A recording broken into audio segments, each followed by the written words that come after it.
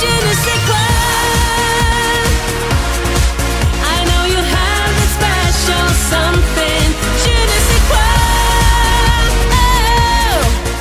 Καλησπέρα σε όλους τους φανς της Ελλάδας και της Ευρώπης. Είμαι ο Κωνσταντίνος, είναι η Τζέννη και ο Παύλος και είμαστε οι Ογκάι React. Και για τους υπόλοιπους μήνες θα είμαστε μαζί σας με πολλά reaction βίντεο και διάφορα live που θα δείτε στην πορεία. Χειροκρότημα! Το νέο Eurovisionικό έτος έχει ξεκινήσει και όπως καταλαβαίνετε θα είμαστε δίπλα σε όλους εσάς τους Eurofans για να σχολιάσουμε τα πάντα. Από το τραγούδι που θα βγει στις σκηνές Eurovision μέχρι τη σκηνική παρουσία θα τα περάσουμε όλα από κόσκινο. Όλα. Πάρα πολύ σωστά. Και η πρεμιέρα του Oγκάι React δεν μπορούσε να ξεκινήσει χωρίς τις 7 υποψήφιες πόλεις της Eurovision. Ποια θα είναι αυτή που θα φιλοξενήσει το διαγωνισμό? Και οι 7 πόλεις είναι η Γλασκόβη, το Μπέρμιγχαμ, το Λίντς, Μάντσεστερ, Λίβερπουλ, Νιουκάστλ και Σέφιλντ. Είστε έτοιμοι να το σχολιάσουμε όλα, θετικά, αρνητικά, χωρίς καμία σοβαροφάνεια? Πάμε, πήγαμε.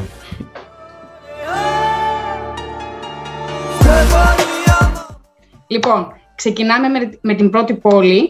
Είναι η αγαπημένη μου, την ψηφίζω ξεδιάντροπα. Είναι το Μάντσεστερ, για κανένα αντικειμενικό κριτήριο. Απλά εκεί μένει ένας κολλητός μου, απεράσμους ο Ντάνι. Φιλιά στον Ντάνι αν μας βλέπει. Πολύ Eurofan, πολύ φίλος μου. Το αγαπημένο του τραγούδι ήταν το Λαλαλαλό. Να μας φιλοξενήσει. Πάμε τον Ντάνι. Όσοι μας βλέπουν, γράψτε στα σχόλια να στείλω τη διεύθυνση. Οπότε εγώ ψηφίζω Manchester για αυτό το λόγο. Παιδιά, το Manchester είναι μια μεγάλη πόλη, έχει μισό εκατομμύριο πληθυσμό, έχει πολύ ωραία στάδια, έχει στάδιο χωρητικότητας 21.000 ατόμων, έχει καλές προδιαγραφές. Ναι, βέβαια αυτό λίγο είναι και υπερβολή σαν νούμερο, προσωπική μου άποψη. Εντάξει. Κάπου στα 15.000 θα είναι καλύτερο χωρητικότητα για ένα στάδιο. Παιδιά, 1000 φορές να είναι μεγάλο το στάδιο παρά μικρό. Καλά, μην είναι και 8.000. Ονόματα δεν λέω, χώρες δεν φύγω.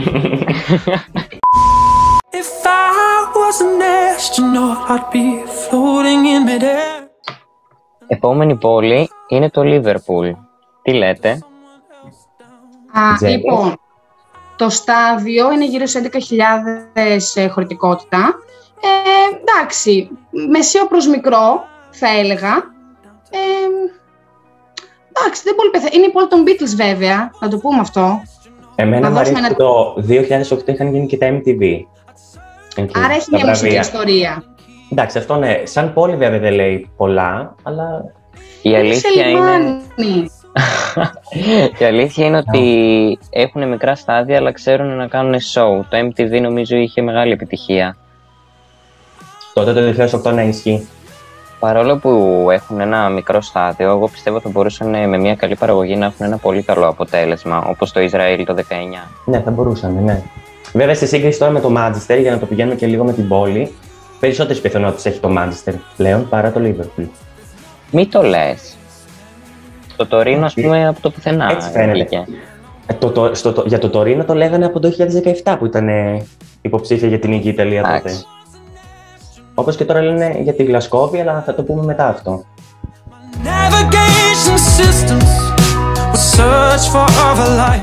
Επόμενη πόλη στη λίστα μας είναι το Σέφιλντ. Λοιπόν, το Σέφιλντ, ακούστε τι γίνεται. Πολύ ωραία πόλη πρέπει να είναι, δεν έχω πάει, δεν γνωρίζω. Ωστόσο έχει πολύ δέντρο. Το 61% της επιφάνειάς του αποτελείται από δέντρα. Ξέρετε τι σημαίνει αυτό? Θα χορτάσουμε κουνούπι και κάμπια. Αυτός είναι. Θα κυκλοφορούμε ανοιξιάτικα με χαρτομάτιλα και αντισταμινικά. Φωτογραφία στο χέρι, μια φωτογραφική. Όχι, είναι τώρα αυτό ωραίο? Όχι, πείτε μου. Να μου πείτε είναι αυτό ωραίο? Όχι, δεν είναι. Απορρίπτεται. Να σου πω κάτι όμως. Έχει ένα στάδιο με καλή χωρητικότητα, 13.600 άτομα. Θα το κάνουμε, να μας φάει το κουνούπι. Καλά λέει η Τζέννη. Θα είμαστε καλοί στο στάδιο. Παιδιά, και το BBC έχει κάνει ωραίες παραγωγές σε αυτή την πόλη. Εντάξει, αυτό ισχύει, αλλά... Τώρα αν έχει κουνούπι δεν το ξέρω. Είναι από τις δύο πόλεις που δεν θα έχουν πιθανότητες για να διοργανώσουν. Οπότε, περισσότερο για συμβολικούς λόγους. Επειδή έχει μεγάλη κοινότητα, ουκρανική κοινότητα, ας πούμε. Ναι, έχει αναφερθεί αυτό, ναι. Επειδή έχει πολύ κουνούπι. Ναι, το κουνούπι.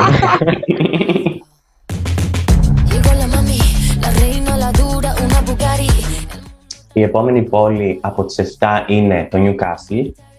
Έχει ένα στάδιο με χωρητικότητα 11.000 άτομα. Ίδιο με τη Liverpool. Μου αρέσουν εμένα. Μέχρι 15 είναι καλά, όπως σας είχα πει. Αυτό που αξίζει να αναφέρουμε είναι ότι είναι η μόνη πόλη που έχει ανακοινώσει και το Euro Village που θα βρίσκεται, και αυτό είναι το Town Moor, ναι, και το Exhibition Park. Οπότε σημαντικό και αυτό σαν λεπτομέρεια. Εμένα μου αρέσει κιόλας που είναι κοντά με άλλες υποψήφιες πόλεις, το Newcastle. Οπότε το θεωρώ μέσα στα υποψήφια, στα 3 υποψήφια. Και ένα πολύ θετικό είναι ότι είναι δίπλα σε σιδηροδρομικό σταθμό η αρένα. Ισχύει. Οπότε και να είσαι σε άλλη πόλη, πιστεύω. Θα είναι εύκολη μετάβαση εκεί, ναι. Ναι. Οπότε ναι, είναι μέσα στα 3. Εγώ για το Newcastle έχω απλά να πω ότι, όπως έχω ξαναπεί, δεν έχω δει, ας πούμε, από κοντά.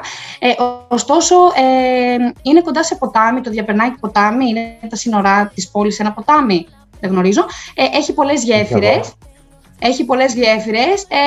Θα έχουμε πολλές επιλογές για φωτογραφίες. Θα πάμε να κάνουμε και λίγο τουρισμό. Θα πάμε λίγο photoshootting. Πρέπει. Βγάλουμε και μία εδώ και μία εκεί. Εντάξει, μετράει και αυτό λίγο. Συγγνώμη, να το πούμε και αυτό. Ωραίο πάρκο, μεγάλο. Κουνούπι θα έχει εκεί, δεν ξέρουμε. Δεν ξέρω. Λιγότερα από το Sheffield, ελπίζουμε. Θα έχει λιγότερο σίγουρα. Εντάξει, ωραία, θα δούμε. Επόμενο, φύγαμε.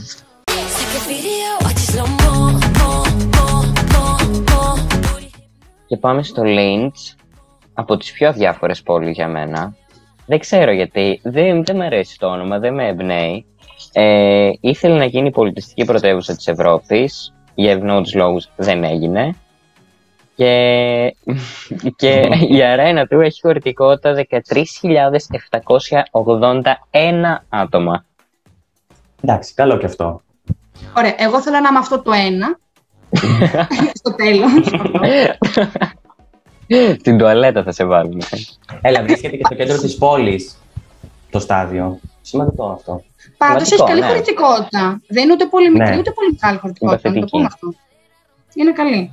Αλλά τι άλλο να πούμε, ρε παιδιά, τι άλλο να πεις για αυτή την πόλη.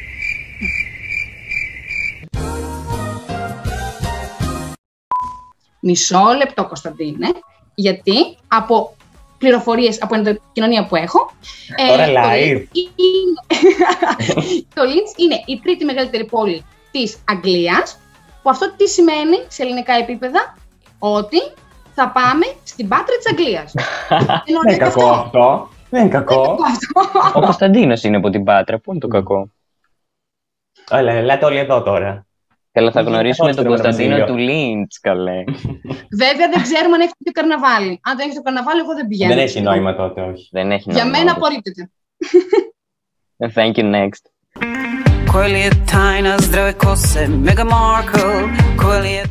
Η επόμενη πόλη είναι το Birmingham, όπου είχε διοργανώσει ξανά το διαγωνισμό το 1998. Τώρα σε αυτό το σημείο να πούμε ότι άρα δεν θα έχει και πολλές πιθανότητες για το 2023. Θα θέλουν να το κάνουν σε άλλη πόλη. Και εγώ διαφωνώ σε αυτό. Γιατί είναι σαν να έχει δοκιμαστεί, είχε επιτυχία, οπότε δεν ξέρω. Μπορεί να θέλουν να δώσουν και μια ευκαιρία σε μια άλλη πόλη, αλλά ναι, το ακούω και αυτό που λέτε, συμφωνώ. Εγώ πιστεύω ότι έχει πάρα πολλά θετικά αυτή η πόλη. Αεροδρόμια, σιδηροδρομικούς σταθμούς, είναι όλα κοντά στην αρένα. Έχει μια μεγάλη αρένα, 15.000 άτομα.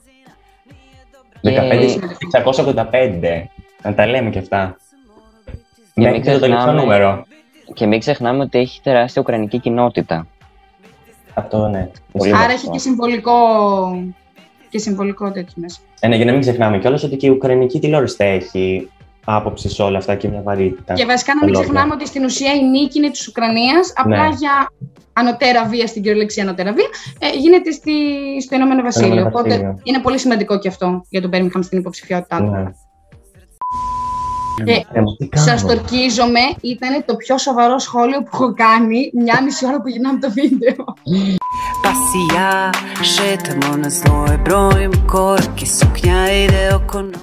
Εσίως, φτάσαμε στην τελευταία πόλη, τη Γλασκόβη, η οποία μάλλον είναι και η επικρατέστερη υποψηφιότητα.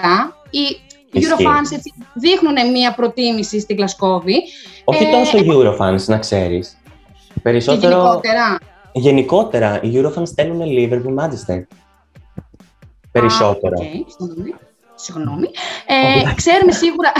Ξέρουμε σίγουρα ότι πληρεί τις προϋποθέσεις του διαγωνισμού και της CBU και προσωπικά βλέπω ότι είναι μια υποψηφιότητα η οποία είναι εκτός της Αγγλίας, το οποίο εγώ το σοπορτάρω, γιατί είναι έτσι μια ωραία εξέλιξη, ας πούμε, αυτό. Είναι αρκετά βόρεια, βέβαια. Ήταν όλες αγγλικές πόλεις. Είναι τέρμα πάνω στο Ηνωμένο Βασίλειο. Απομονωμένο. Έχει σημασία. Γιατί. Αν ήταν έτσι, να γινόταν στο Εδιμβούργο, ρε παιδιά. Και πολύ σημαντικό είναι ότι στη Γλασκόβη μπορεί να μην έχει γίνει ποτέ Eurovision, αλλά η Eurovision έχει φτάσει στη Γλασκόβη. Έχει γυριστεί μεγάλο κομμάτι της ταινίας, Ναι. Eurovision ταινία στο Netflix. Και επίσης το BBC έχει κάνει παραγωγές στη Γλασκόβη, το Personality of the Year, το Sports του 2014. Εδώ έχουν προμοτάρει. Άρα ναι. Προμοτάρει, οπότε ναι. Αφού πληρεί όλες τις προδιαγραφές, γιατί όχι. Αυτή που θα μας κάνει το καλύτερο show, τα πάντα, αυτό θέλουμε. Για εμείς θέλουμε έναν ήλιο να γυρνάει. Παιδιά, πραγματικά, έναν ήλιο να γυρνάει. Όλα τα υπόλοιπα είναι περιττά. Στο τέλος της μέρας αυτό να ζητούμε. Ένα πράσινο ήλιο. Ήμασταν μέσα στο στάδιο φέτος, πραγματικά δηλαδή. Ωραίο ήτανε, αλλά παιδιά, δηλαδή. Έναν ήλιο να γυρνάει, αυτό θέλαμε. Αλλά εντάξει, δεν πειράζει. Εγώ κρατάω τα καλά από φέτος. Υπήρχαν πολλά καλά. Όπως η Σανέλ. Να το πούμε. Εγώ πάντως έχω να πω ότι όπου και να γίνει ο διαγωνισμός, θεωρώ ότι είναι λίγο το show και όλο αυτό που θα δούμε θα είναι λίγο φαντασμαγορικό. Δεν θα μας απογοητεύσει. Όποιος και Το BBC, παιδιά, ξέρει να φτιάχνει ένα show. Το καλύτερο show θα κάνει, πραγματικά, ναι. Οπότε, δηλαδή, αυτό δεν το πολύ φοβάμαι. Από εκεί και πέρα κοιτάμε πολύ πρακτικά πράγματα, χωρητικότητα, καταλήμματα τριγύρω, μετάβαση στο στάδιο ή μετάβαση στην ίδια την πόλη. Το αρνητικό είναι αυτό, για τη διαμονή. Δεν έχει πολλές επιλογές. Και έχουν διπλασιαστεί οι τιμές που κοίταγα. Όχι, παιδιά, μην πάμε, να πάμε στο μάτι. Δεν υπάρχουν πολλές επιλογές στη Γλασκόβη. Αλλά μάλλον προς τα εκεί θα πάει. Εντάξει, πείτε μας και κάτω βέβαια στα σχόλια, εσείς ποια βλέπετε. Να δούμε τι θέλει ο καθένας. Τι θέλουν οι Eurofans περισσότερο. Αυτό, ποια πόλη και για ποια κριτήρια, για προσωπικούς λόγους, όπως εγώ, με τα κουνούπια και τις κάμπιες και τα αντισταμινικά. Ή ας πούμε για πολύ βασικά κριτήρια, όπως το πού θα μείνουμε ή πώς θα μετακινηθούμε. Αξιοφέρεια, να έχουμε να βλέπουμε.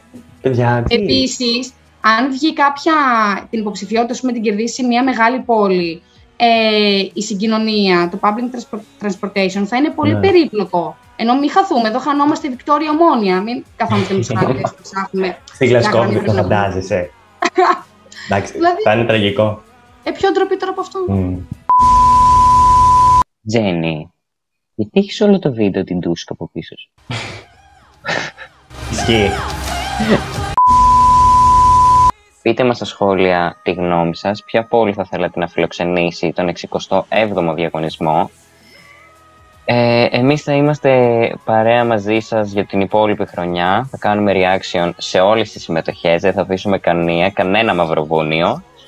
Και θα τα πούμε... Ευχόμαστε να είστε κι εσείς εδώ μαζί μας. Να μας κρατάτε συντροφιά και να τα λέμε όλα. Και γράψτε μας κάτω. Ισχύει, ναι παιδιά. Και like, share, subscribe. Τα πάντα, εγγραφή στο κανάλι. Για να παίρνετε όλες τις ειδοποιήσεις για βίντεο. Τα πάντα. Γεια σας. Γεια σας. Μπορούμε να ανεβάζουμε και μια ανακοίνωση, καταλαβαίνετε. Είναι σαν meme, δες το να. Τέλειο. Λοιπόν, πεθαίνω. Χειροκρότημα. Παπ.